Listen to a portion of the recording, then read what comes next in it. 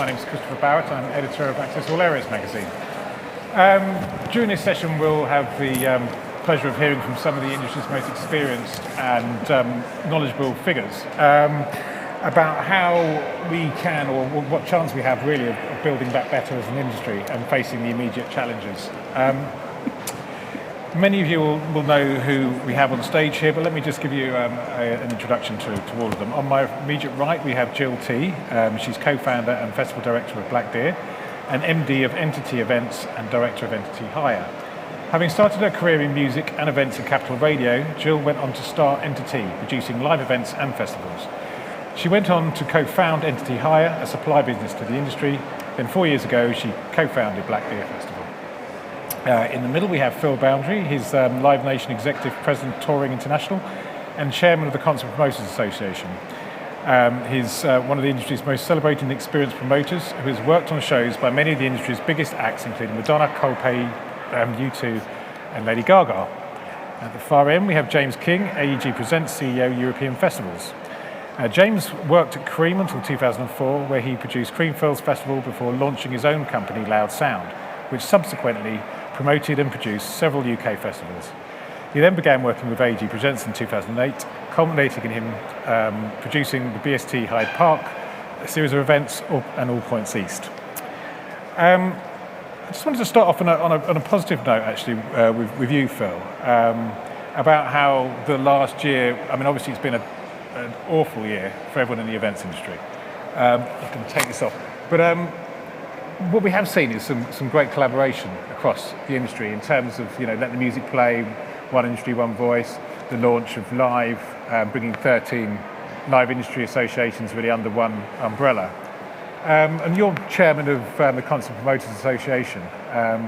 How important was the launch of Live, is the existence of Live, if you like, and how successful do you think it's been in terms of lobbying government and bringing a unified voice? It's obviously, it's a very competitive industry, and there was a need to be able to communicate with a clear voice to government and lobby effectively. Do you feel that that's, been a very big positive of the last year and it's working? Yeah, absolutely. There was a definite need for the industry to come together.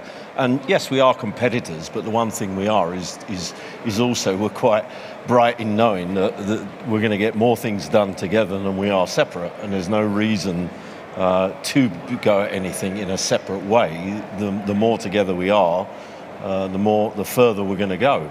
And I think by putting the different organisations or associations, when we all started talking to each other, because we realised that there really wasn't a mouthpiece, if you like, for our industry, we felt that we were being left behind, for want of a better word. Things were going on and we weren't even being consulted.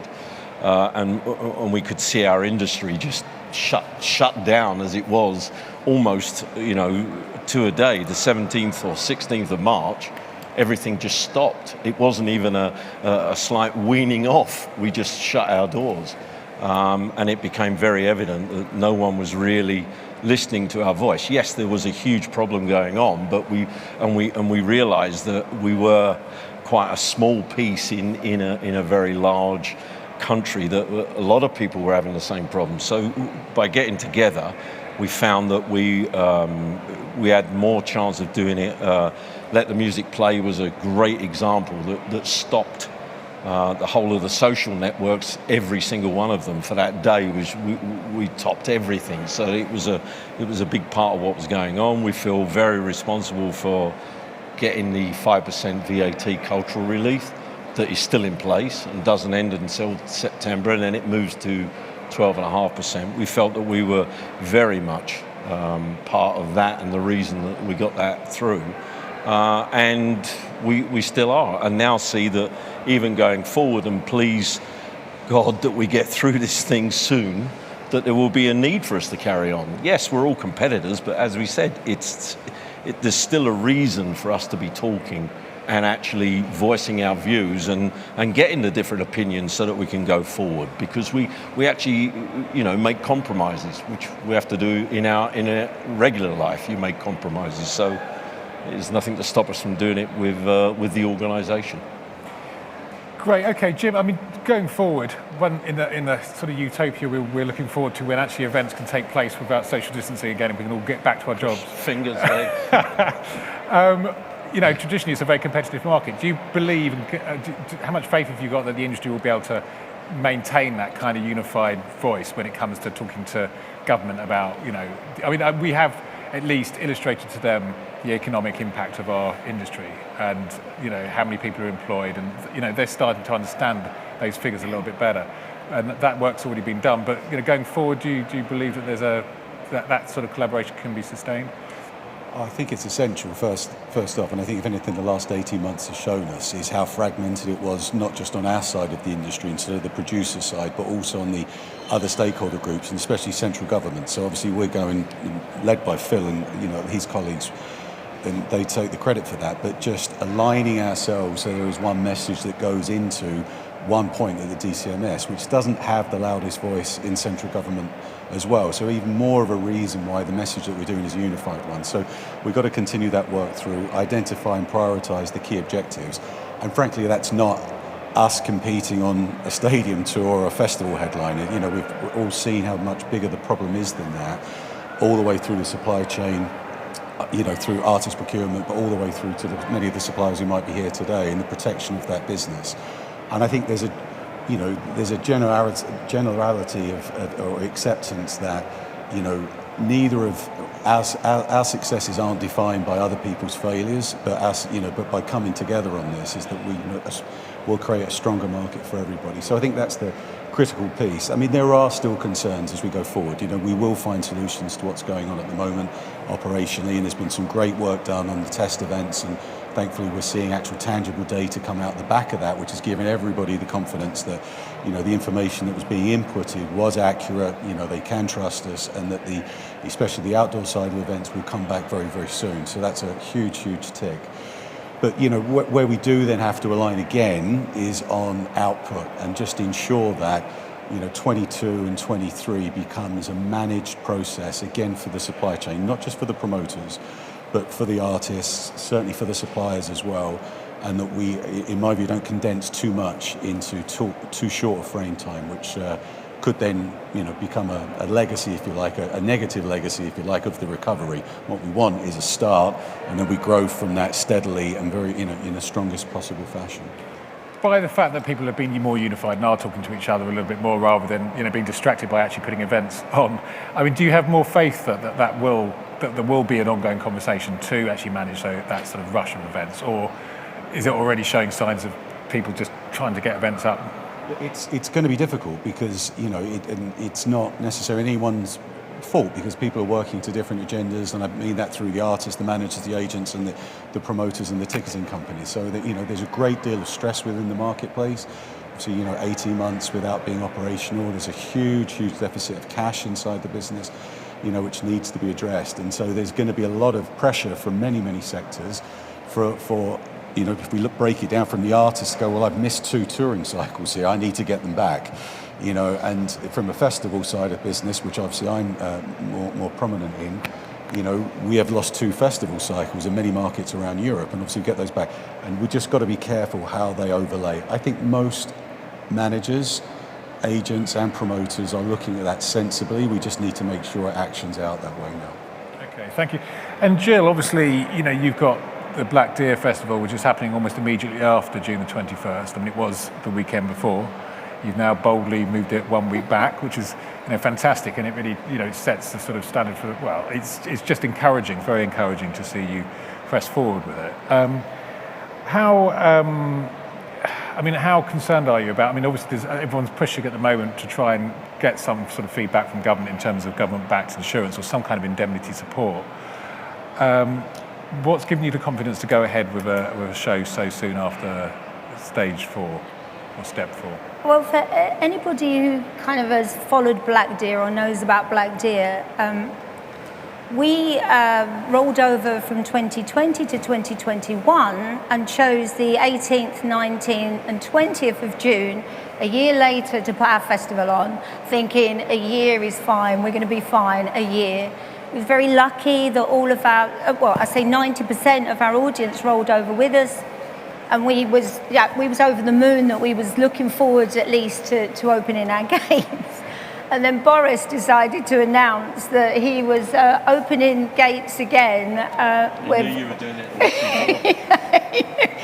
He knew I was doing that, yeah. And decided to have our weekend as the weekend. It was the Monday after our dates that he said everything can open again. So it was like, oh my God, what's happening? What are we going to do?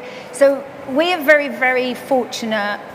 Deb Schilling and I, who we co-founded our festival, our heart and soul has been into this festival, like massively. And we have brought along with us some amazing investors who believed in our vision and believed what we're all about. We wanted to bring the Americana's country music into the UK in a very professionally organised festival way, because we felt there was growth in that genre and we totally believed in it.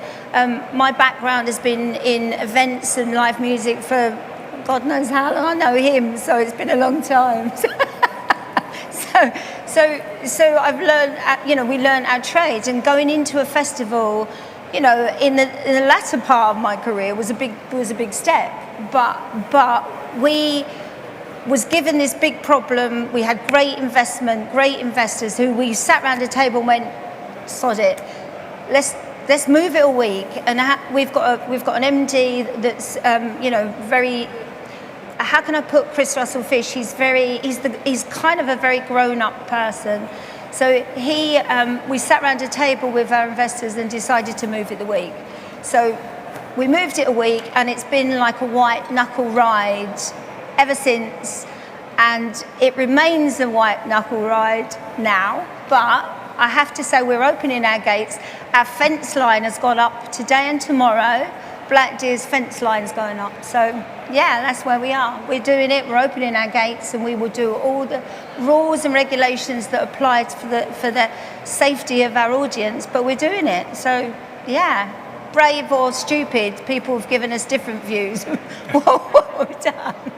But we're there. Well, I think it's definitely not stupid, and brilliant that you're doing it. I wanted to we were going to have Tim Thornhill, who's director at Tysers Insurance Brokers, on the panel, but unfortunately he's unable to attend for health reasons. But and so I was going to direct some insurance questions directly, obviously at Tim, because he's been involved in the film and TV government-backed scheme, and I know he's been involved in talking to with you, Phil, and various people in the industry about pushing that forward, which is obviously something that the industry's been calling for quite some time. So from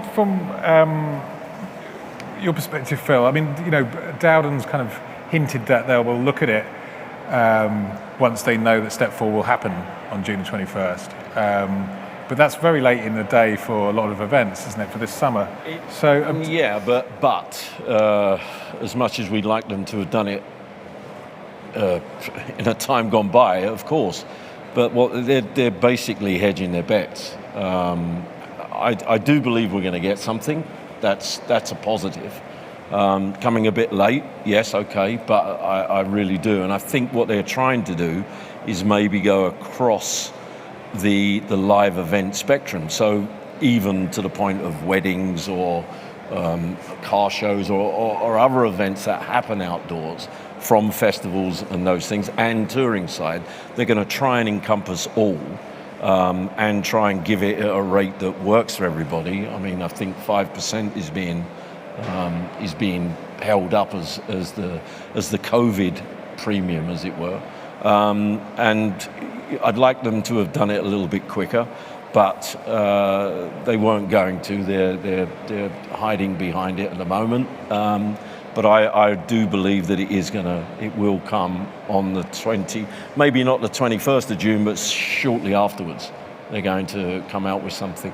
They're not really giving us the details of the cover, but interestingly, there's also murmurs that it's coming through in the market as well. There's a few new people that are putting their hands up. So that's not normal underwriters. So that's going to be interesting. They've seen a gap maybe and think it's worth checking out that opportunity. which is only going to push the others. So non-traditional Yes. underwriters. Yeah, okay. Yeah. That's very interesting. Non-traditional underwriters Yeah. that are going to come in. It's being led by a guy in the UK, but the investors are outside of the UK. Yeah, and Jim, I mean, obviously we've heard from AIF have made it very clear what it's like from the position of the independent festival operators, in that there will be maybe 70 to 75% not able to go forward if they don't get some kind of insurance. I mean, you guys are, both work for two of the biggest, global operators. Does that put you in a different position? How concerned are you? This is a question to both of you, I suppose, but we start with you, Jim. How concerned are you about the future of the festivals this season if there's no insurance support, there's no government aid? Well, look, I think we have to break it down. And first, looking for the positives, 22 looks great, okay? And I think, for the independent, which we all came from, so we understand and respect, very, very well. The worst thing would be for people who can't afford to lose on that, and it's a big bet to roll something out. And I've got, tremendous respect for Gill. Gill should be getting a lot more support, because her event, in my view, could be a great test case. We are putting new test cases into the marketplace, and I'm not staying instead of those, because they are being done, and we're seeing the benefit of those test events going in. But when you have independents already operating in that part of the calendar, it does pain me to see us not embrace that and go, okay, now we can support that event, give them a bit more cover, and see that happen through, because it's not just the supply chain all the way through that festival, and many suppliers who will then have some work and protected work this summer. So I do think we had an opportunity to protect some of the events, especially independent ones in 21, which we didn't do well enough, I don't think, but there are positives as well. I think that festivals are incredibly risky business. You can, from an independent perspective, the stakes are so high. I would advocate against and advise anybody taking something which could jeopardize their future, because the fabric of what we do is the independent sector. It's all very well me putting 6 shows on, 7 shows on in Hyde Park. That's not the industry. The industry is the other 400, okay? And that's where all of these suppliers work 352 weeks of the year. It's where a lot of new artists come through, etc. And it's what makes the UK festival scene so unique. So we have to protect it. I do hope that there's a caution that comes in, but to Phil's point, that there is a government-backed insurance scheme, which is, like Phil mentioned, it's only going to probably come in way after June 22nd. Clearly, they're monitoring and hedging their bets on the marketplace, that a big chunk of it won't wait, and they will sort of mothball themselves to 22. Thus, the risk for government in terms of the quantum they have to back naturally becomes smaller, okay, and becomes easier for them to deal with. More of a chance. Exactly, yeah. But I do hope that suppliers, artists especially, work very, very closely with the independent sector to delay the commitment which they have on contracts and any other risk, artist contracts being one of the big ones, to allow the independent sector to shuffle back until the back end of the summer, so the insurance backstop could apply to them. If it's not, I'd question, well, look, everybody's got to make their own decision. Their financial situation is their own.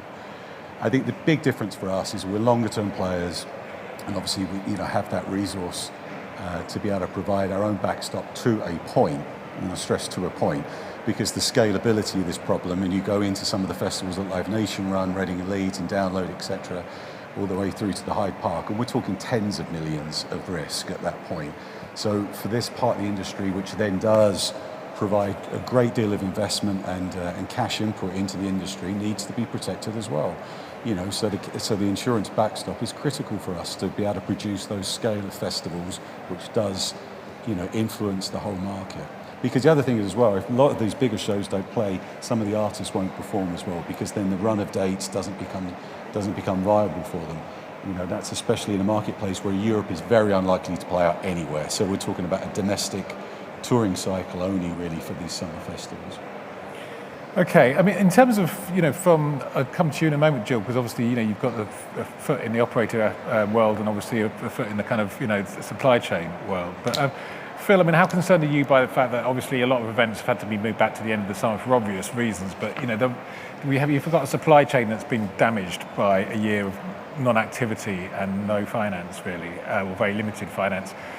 depending on their ability to pivot and move in, or move into different sectors, I guess. How concerned are you that we've got quite a lot of events now that are pushed back to late summer, September time, and what that impact will have in terms of the supply chain's ability to kind of supply those events? Well, the concern will be to make sure that it's available. One hopes that everyone who's done their due diligence on going forward, on moving their festival or their event, that they are actually covered for that event with the kit that they need, as it were.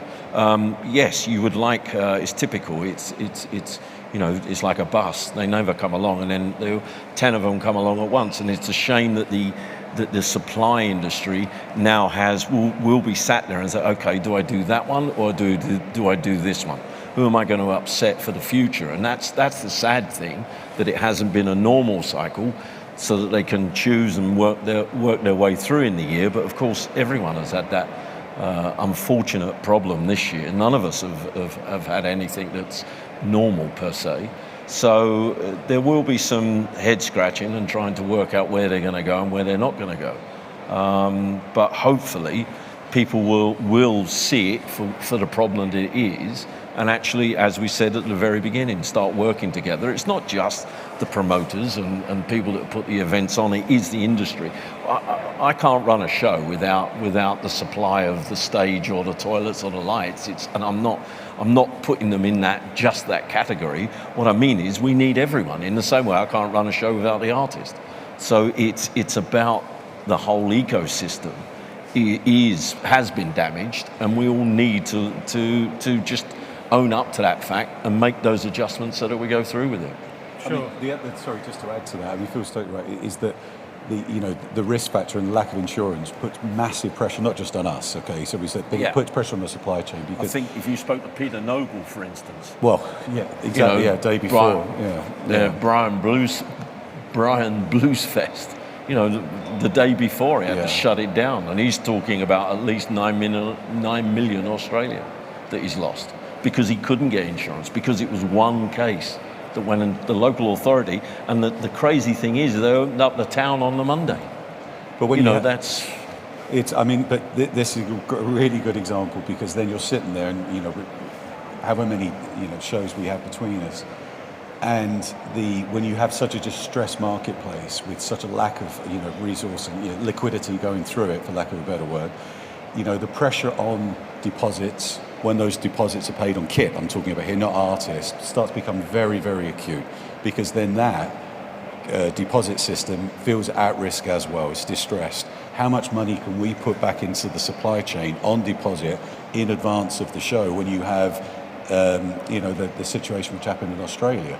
Because does that money come back? It's going to come back from most of them. It might not come back from some of them. Can we afford to wear that, as well as all the other costs, as well as the artist costs, etc.?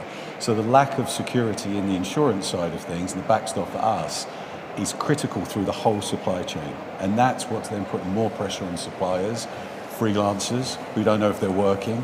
It's become a gig economy. What was a pretty much seasonal market at worst in terms of people working, knowing they would have 5-6 months of work, it's becoming a day rate at best. We'll let you know tomorrow. And that has put huge stress on how we manage the industry and the people we've lost. The skills that we've lost in the industry in the last 18 months is unbelievable. That'll take a long time to recover from. Yeah, absolutely. I mean, Gill, I just wanted to talk about the fact that obviously, you are going to be pretty much the first, as far as I'm aware, decent-sized festival after Step 4, if it goes ahead on June 21st, which we all are praying it's going to make. Of course it is. Sorry, but I mean, it's ridiculous. Obviously, you've got one. You've got a supplier business and you've got the festival. So obviously, those two things can support each other in a sense, or certainly your other business can help. But would you go ahead on that date, do you think, if you didn't have supply businesses? Oh God, right. You have to understand, Black Deer and Entity Hire and Entity are two separate total businesses. Black Deer is a business in its own right. It was a festival we started. It's got its own world. Entity Hire as Entity Productions, which I started like 20 odd years ago. Entity Hire supplies to our industry and I watch the pain that's happened in the supply chain across the board. It's heartbreaking to see these. I can speak from personal experience because we're seeing all of our crew that were amazing. They would put steel up in terrible weather conditions, and they're amazing people. But a lot of people now, a lot of the crews for all this amazing industry that we've got, have gone on to find other jobs. Their wives are saying, isn't it nice to have you home with your kids? You know, I've had years of you off going doing other things. And now I've had you back, and you've become a better person because of it. And I do honestly think people's lives are changing rapidly because of this. And we are, as an industry, have to look after our suppliers, because if we don't look after them properly, they won't be able to fulfill all the festivals we've got in the future. They won't be able to wake up in the morning and go off all over the country because that's not the way the industry's going, in my opinion. I think people are waking up to actually having a real life. And we have to treat our suppliers as the top end, not the bottom end of the chain. And I think for far too long, decisions are made up there, and then that all permeates down to the supplier. And by the time you get to the supply chain, it's, can we get that for next to nothing? Can we do this? Can we do that? And it's people are waking up to going, actually, I don't want to be treated like that any longer. I don't know if I want to be in this business. There's construction now that everyone, our supply chain can convert to a lot of other industries. And that's our biggest problem, I think, going forward for next year. We've got to embrace our suppliers. They need a body of representation in the same way of artists, promoters. It needs to come together properly to discuss this. This isn't going away. Suppliers are not all going to come running back. And the end of this year really concerns me from a supplier point of view, because what's going to happen is all condensed into 2 months, and there isn't enough supply around. Believe you me, that is the problem we've got massively. So I can speak because I'm a part of a supply chain. I've produced events, and now I'm a festival, whatever I am, something, a festival. But truly, honestly, I think it's about understanding every part of the food chain and all getting together really properly and discussing how our industry, our wonderful industry that I've been privileged to be in for so long, can all work together. And, I know like these guys have been in the industry too, and it's just like, it's a brilliant place to be. I feel really sad that it won't continue to be the industry that people want to be in, because it just doesn't work any longer, and I'm real concerned. No, absolutely. I mean, Phil, I'll just bring you in from a big global promoter's perspective, I guess. Obviously, we're talking about sort of skills, people moving into other industries. You're talking about supply businesses that have been damaged or disappeared. We're going to come back. The industries will bounce back, but it needs, it's going to be a journey. Is there anything from your side of the fence, if you like, from the sort of promoter side of things, that you'd like to see, or obviously there may be a stage where we need to kind of increase training, or we need to try and attract people back into the industry. What are your sort of hopes in the way the industry may work together to try and address those challenges? Yeah, that's part of Live. We are Andy Lenthal, who's the head of PSA, which is the Production Services Association, is part of Live. And obviously, everything everyone has said here has all been discussed before, and what we're trying to do. Hence, why a lot of the events that were put together to actually help those that were missed, that fell through the cracks, that didn't, for whatever reason, come up to the government furlough system and everything else, and the payments and the CRJ. So those things are going forward, and we're trying to put some looking at it to actually go forward, open up the industry, see if people, to bring more people in, but at least help those that are in there now, which is something that's got to happen. As you say, it's condensed. We've lost over a year of touring, suddenly everyone's cycle, they still want to do it, which Jim brought up in the beginning. We have to be very careful because there are only so many bits of kit that can go around. There are only so many stages, and we just have to make sure that we try and add that little bit of a breather in there to let everyone get their just desserts, as it were. Trying to do everything at once is not going to cure it for anybody, because you're going to be lacking something in somewhere. Very difficult to get people to see it, but I think they will realise when you say, actually, we can't do that. We don't have the wherewithal to put that on. I mean, I think just to add to that, this is where the flexibility needs to come in. You know, we need to be flexible, especially in this last window. The first thing, there's loads of positivity. I know we're still, seeing challenges that is there, but we obviously, unfortunately, had to cancel BST Hyde Park this year. We didn't have enough security in place from the government position at that time for the planning phase that we needed to do. Plus, no international artists were touring at that point. To actually undertake 7 shows of that scale would have just been impossible. But we committed to All Points East. We've sold more tickets for All Points East this year. Very positive. It's on that side of it. And we're going to sell the 4 days that we're doing completely out. 2 are already gone. So there's, we can see that the marketplace, the fans being really resilient. We want to come back, okay? We want to support this. We now have an obligation with the artists especially to show flexibility to produce the events, because, All Points East, the same time as Reading and Leeds and a bunch of other things, Park Life and Creamfields and all of, other events that are taking place, most of which have all sold out as well, by the way.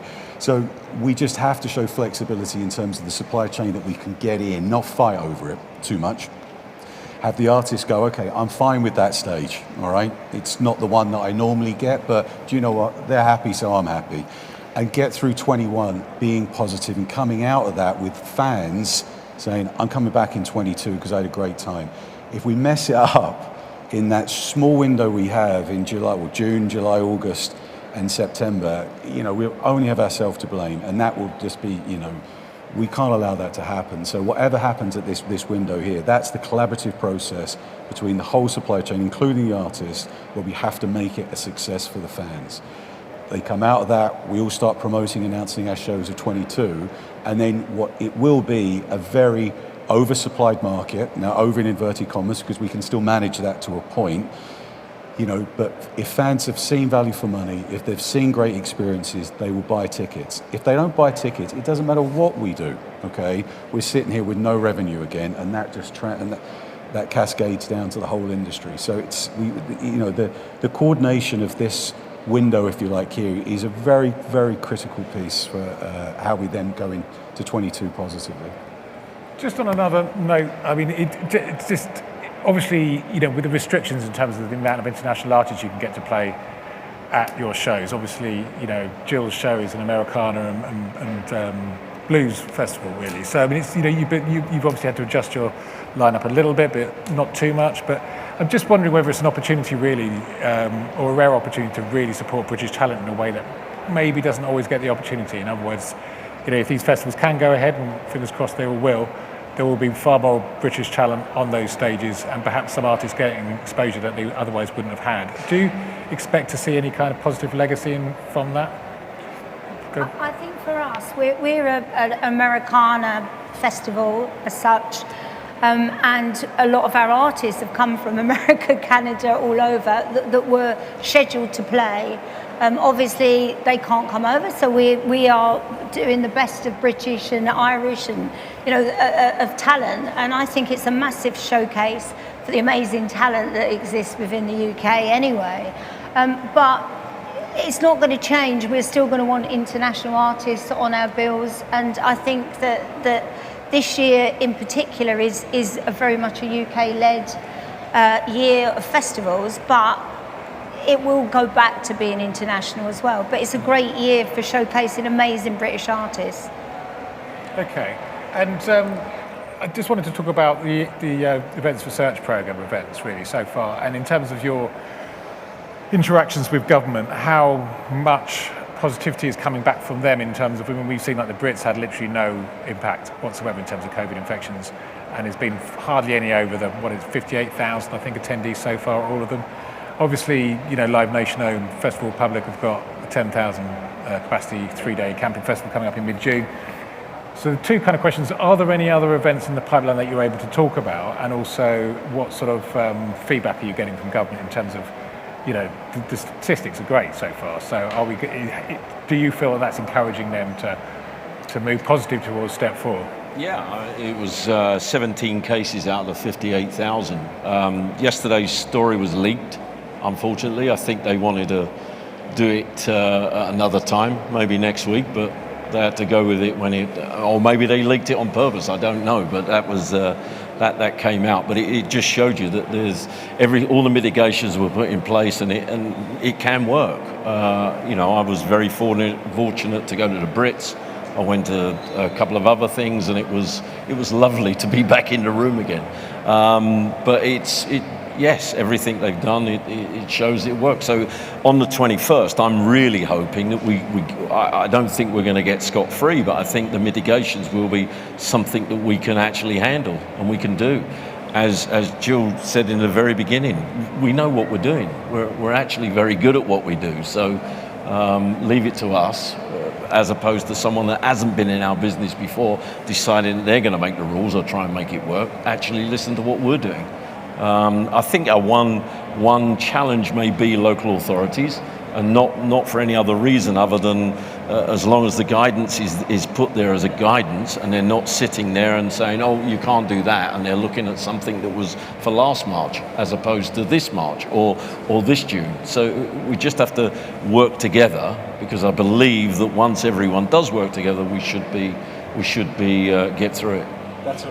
That's a really, really important point, because when we talk about consistency, we've got a really short window. Okay, May 20, we're almost in June. All right, at this point. So we're a couple of weeks away from when we believe we should be told about the June 21 or step forward is going to be okay.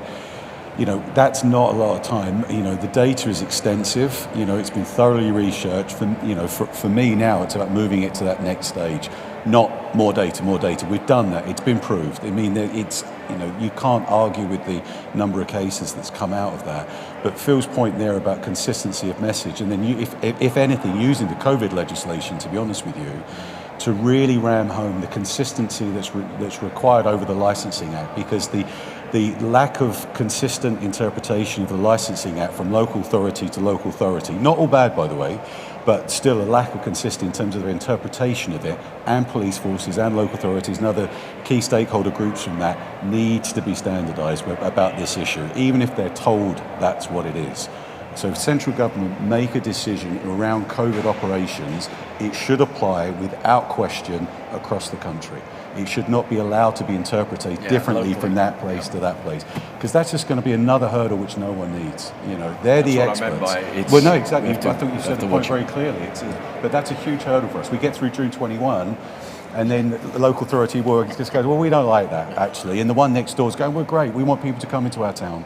Not giving away anything. I was on a DCMS call this morning where they're still talking about singing and the dangers of it. And that went away a long time ago. I don't think anyone's taken any notice of it, but they were still, we're waiting for the science. They've only been waiting for 9 months.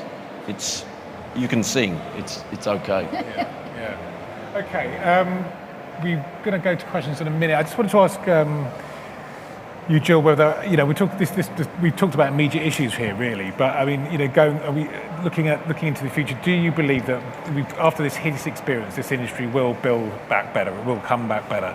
We've united in a way that the industry's never united before, and we've experienced things collectively that the industry's never really experienced before. And do you think that experience somehow will make a stronger beast, if you like, make a stronger sector, and we will come back in a more unified and more positive way? I do think our industry will come back. I think it can be stronger. I think we need to talk more. What I said, get people together. The supply chain needs to be more respected. To give a look, I know that individually lots of people do respect the supply chain, but bring them in at the beginning of it. It's really important to discuss that. But I've got a massive passion for our industry. I love it with every part of me. And I'm willing it to come back bigger and better. Not even bigger, but just better, more quality, great events, well organised, because a lot of things happen because people are not very good at what they do sometimes, and that does affect the supply chain. So just learn your trade a bit and understand that putting on a festival, an event of any kind, isn't just about ringing up and booking a stage and it all just comes together.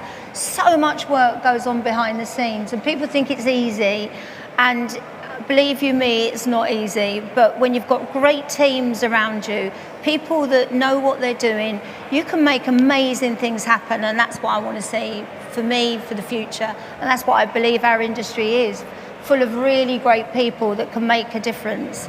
I do. Would you like to add to that, Jim? Yeah, I think the word Gill used more than anything, it was passion, and this is a passion industry. So look, we have lost a lot of people from it.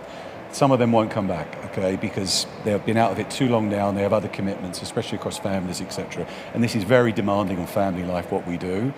So I think we will lose a lot of people, but it's how we encourage new people to come back in. And now we have to remember that we're all in this because we love music. Most people involved in this industry because they have a passion for it as well. So I do think we will come back stronger, bigger probably, because I think that if we do a good job, people will continue to buy tickets. The love of music has been proven in what's the reaction we saw when we put tickets on sale this year. So I'm very optimistic about the future. We have to manage 22 very carefully. Okay, and if we manage 22 carefully, I think we'll rebound back very, very strongly. We then have to encourage more young people to come in and work on this side of it, not just buy concert tickets or festival tickets, and that's something which we have to put in for the longer term future of the industry or so. But like I said, it's a passion industry. I don't think that's going to go away. We just need to nurture it so we get through this next year. Great. Okay, we're very nearly running out of time. So, has anybody got any questions? In the front row here, a couple in the front row. On my right, in the front row. Okay, we're going. Okay, sorry. Go for that question first. Thank you. Hello. I have a small festival, 5,000 each day. My main concern, and this is a question to all three of you. First of all, thanks very much for the conversation. It's been very good. The 17 cases in 53,000, you mentioned, 58,000. Were they all PCR tested first? Because my main concern, and in particular for black deer, I've had to write my risk assessment without knowing what the government guidance is going to be, which you don't, am I going to be doing temperature checks? Am I doing testing on entry? My concern is, mine's for 5,000 people. How am I going to do PCR tests before? So my question is, first of all, to the black deer lady, sorry, I can't remember your name. It's really embarrassing. I should have written it down. Lots of people don't. What have you planned? And to the wider group, what are your thoughts on 21st of June, and what do you think will be necessary for a festival like mine of 5,000? I can only speak to say that as Black Deer, we're looking at every eventuality that may hit us, and we believe that restrictions will be lifted. Whether there's rapid flow testing required, we don't know. I don't think anyone really knows the answer to this yet. So we are working towards all eventualities, and that's all I can say. We've got no idea. As a festival, our local authority don't know exactly what we're going to have to do, but at this moment in time, we're just planning for all eventualities, because that's the only way we're going to be able to open our gates and satisfy our licensing authority. So that's what we've done. I don't believe that they're going to be able to test on site. I don't think any local authority will accept that, and I guess we should. I think that there could be a case for different capacities. I think that's how they're going to look at it, and the genre, and they will work on lateral flow tests. It won't be PCR because too expensive, but lateral flow can be done very quickly if that comes to pass.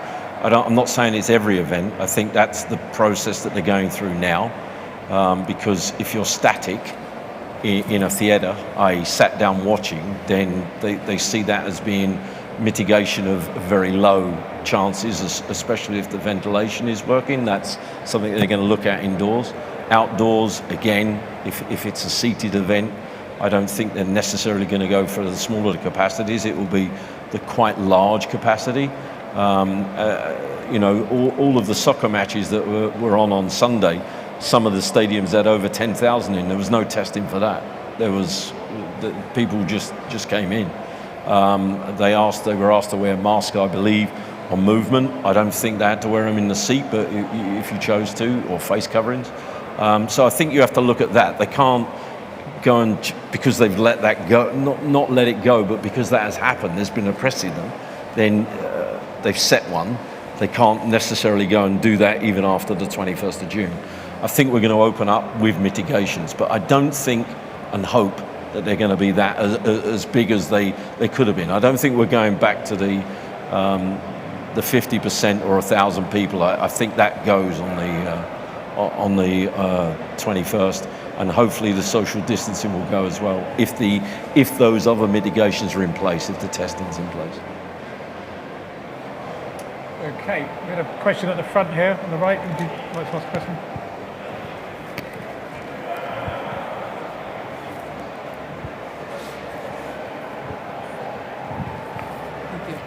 In relation to the Black Deer Festival, earlier you mentioned that you're currently working with UK artists, which is a very good thing, quite sustainable and cost effective. Have you thought about a hybrid approach going forward in terms of international artists operating from a virtual space? I think what we've done is work so hard to have a live festival where artists are performing on the stage for this year. To try to achieve what we're achieving has just been heads down. What artists can we get to perform in, still trying to stick to our genre. So I think our focus has been on that. So from a point of international artists being able to be streamed into our festival, it's not something we've had time, money or capacity to even think about this year. Okay. One last question. Two. I think we're only going to have to go for one. I did see this guy first, I'm sorry, just at the front here. So just... Hi. Rupert from Onsite Design, but also we run WOMAD Festival and we're just after Gill. Hi, Gill. And I think what's really interesting is I'm both supplier and organiser, similar to Gill, and I think we talked briefly about supply chain and the importance of that. And I think what's interesting is we're twofold. We're putting a lot of pressure on suppliers because we're managing the deposit system, and I don't know about you, but we're certainly asking to minimise deposits till the 15th of June, post 14th of June. But where we are paying deposits, we're asking if they can roll them on to the following year. So my question is, how do you feel we're going to be looking in 2022 with having, let's say, big security companies or AV companies where we pay big deposits, but we've asked them to roll them over to next year? Let's assume they survive, but they've used that 50 grand, 100 grand deposit to survive through the winter. I'm looking at worst case scenarios if these events don't go ahead. How do we feel it's going to impact 2022? It comes back to a point we made before, really, about concerns in the sort of liquidity of the marketplace. So and I think it's not for me to say one supplier has that issue or they don't, but I mean it's certainly a concern for any company, including promoters, including artists, running tour accounts, etc., across that period, and they've got to transfer the same level of liability. I think in certain sectors of the supply chain where there's a heavy amount of borrowing, or those companies are heavily geared just because of it's a very costly business for them to be in. So there's high borrowings, if you like. I think that puts that particular section of the supply chain under greater pressure than perhaps others who might have more variable costs, more staffing base. So obviously they can probably ride that out a little bit easier. So I certainly don't think it's a one size fits all problem, but it's the same thing for everybody. If that money's being used to cash flow the business to tie it over, then essentially it's not robbing Peter to pay Paul, but it's certainly transferring that cash flow into a period. It's going to take them some time to recover. Okay, wait, we really have run out of time, but thank you very much indeed to the panel for coming along and for a very interesting conversation. And also thank you for the audience for coming along, coming out to what has been is the first event of its kind for a very long time. It's great to see you. So thanks, all of you. Thank you. Yeah, thanks, guys.